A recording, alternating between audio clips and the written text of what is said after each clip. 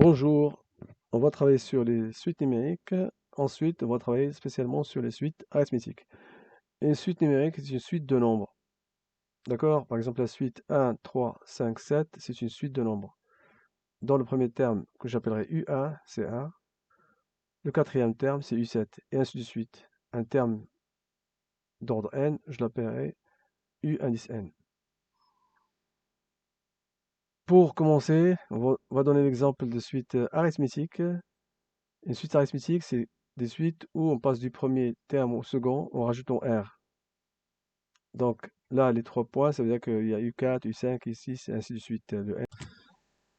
Une autre façon de calculer UN en fonction de U1, c'est la formule suivante. Un exemple, si je vous donne un exercice où je vous dis que U1 est égal à 2, que la raison ça fait 3, calculer U3. Bah, U3, on va utiliser cette formule, c'est plus simple. On calcule U3, c'est U2 plus R. U2 plus R, donc ça fait U2, ça fait 2 plus 3, ça fait 5. 5 plus R, ça fait 8. Mais par contre, si je vous demande de calculer U15, vous n'avez pas calculé tous les autres termes d'avant. Si on calcule U15, on va aller plus vite. C'est U1. Les réponses sont les suivantes. Donc, U2, il suffit de rajouter 5. Mais pour U19, il faut utiliser U19. C'est U1 plus 19 moins 1. C'est la formule que j'utilise, c'est celle-là, fois R, fois 5. Donc ça fait U1 c'est 7, plus 18 fois 5, et ça fait 97. Maintenant, je vais vous proposer un exercice où on va utiliser cette formule magique. Voilà l'exercice. Je vous demande donc de le lire et d'écrire sur un papier l'exercice. Comme ça, vous allez comprendre l'objectif. Alors, pour financer son projet de voyage en Thaïlande, Samia économise chaque mois à l'ouverture de son compte épargne. Elle verse 50 euros. 50 euros. Puis, elle s'engage à augmenter de 5 euros chacun des versements mensuels suivants. Je vous laisse lire le texte en entier, de répondre et de revenir une fois que vous avez fait l'exercice en entier. Donc, en calcul, alors, il faut comprendre la subtilité de cet exercice, c'est que il faut savoir que elle s'engage à augmenter de 5 euros chacun des versements mensuels suivants. C'est-à-dire que le premier mois, 50 euros, le deuxième, c'est 55. Après, il va rajouter 60 euros.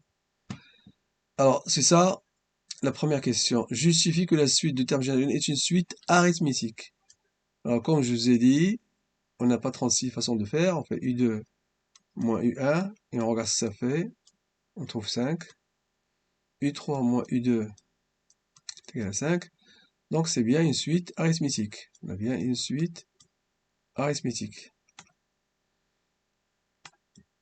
Et de premier terme, U1 est égal à 50.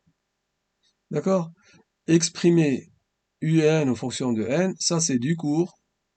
On ne cherche pas à comprendre. On applique la formule, c'est que UN c'est U1 plus n moins 1 fois R. Je remplace U1 c'est 50 plus n moins 1 fois R qui vaut 5. Celle-là, bien sûr, je peux faire un développement. Hein, je peux faire un développement. Ça fait le 50, 50 je ne touche pas. 5 fois n, c'est 5n. Et 5 fois moins 1, ça fait moins 5. Donc, finalement, UN, c'est 5n plus 45. Ensuite, la question 4, et c'est là où on va utiliser la formule magique. Quelle somme totale aura-t-elle versé sur son compte au bout de 2 ans d'épargne? Alors, 2 ans d'épargne, c'est exactement 24 mois. Donc, on va pas calculer U1, U2, U3, ainsi de suite jusqu'au U24. On va pas s'en sortir. En fait, il suffit de et puis faire la somme après, parce que c'est ça la somme totale. Parce qu'on veut la somme totale. Bah, la formule magique, c'est S24. C'est 24 facteur de U1 plus U24 sur 2, comme j'ai mentionné dans le cours. Donc j'ai besoin de calculer juste U1, que je connais déjà, ça fait 50, et U24 que je calcule tout de suite. U24, c'est U1 plus, je peux utiliser cette formule-là, ou je peux utiliser la formule de base. Allez, formule de base, c'est 23 fois 5. Ça fait 5, plus 23 fois 5. Et tout ça, ça fait 165 que je remets dans la formule magique. Donc ça fait 24 sur 12, ça fait 12. Facteur de 5, 50, c'est U1, plus 165. Et tout calcul fait, ça fait 2580. C'est la somme épargnée au bout de 2 ans. J'espère que vous avez compris cet exercice. À très bientôt pour les suites géométriques. Si vous avez compris, n'hésitez pas à mettre un like et à vous abonner si vous n'êtes pas encore abonné. Merci.